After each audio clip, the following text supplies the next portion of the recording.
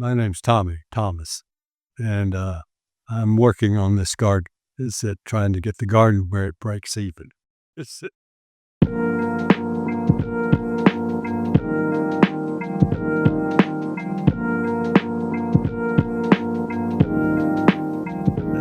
ones that we have in the database, which are the ones that are in the educational terraces, is about 3,000. But that's not counting all the natural ravines, the guindos that we have not touched here, that we've left those. And so those have all the native plants in them. And I don't have those in any catalog. I haven't cataloged any of those really. Only the medicinals. We both had a little seeds because this is bitter melon, but the seeds are sweet. Oh, Okay. The next day I had a PhD botanist here, and I opened it up and says, "You want to try this?" He says, "No, that's toxic." Joint plant, and just pull the joints apart.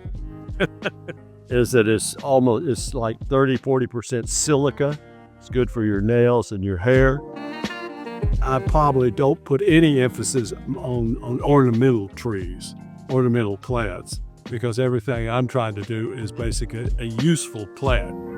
Well, I tell people when they come here that these are things that you use in your everyday life, but you just have never seen the plant.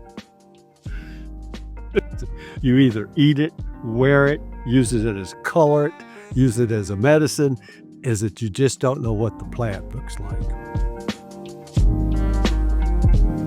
If you dry it, it just turns into a powder, and that could be gluten-free flour.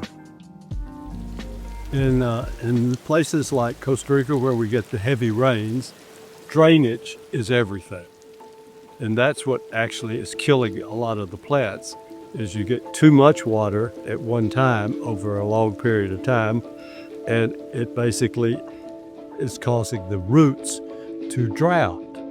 And so all the root hairs start to disappear, and then that means once the rain stops, then there's not enough root hair to start bringing back the moisture to the plant. And so it takes a long time for those root hairs to start regrowing again. In the tropics, most of the pH of the soil is very low, usually 4.5. And once you make terraces, well, then the rainwater's not running off all the time. And so the rainwater is probably 6 or 6.5. And so it raises your pH over a very short period of time. It's very difficult to raise the pH any other way.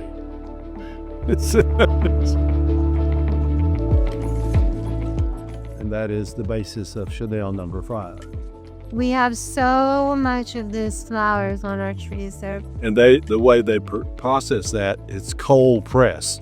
So that's why you get almost nothing of oil. That's why perfume is so expensive.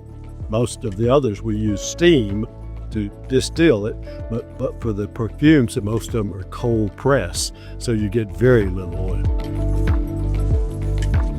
This is to try to teach people that climate change is real, and therefore we have to start producing the things we use much closer to home and stop shipping everything around the world. It's transport that's actually destroying the world. And we should be eating our medicine instead of having to synthesize it from someplace else and take pills. We need to actually do everything closer to home is really what the ideal here is.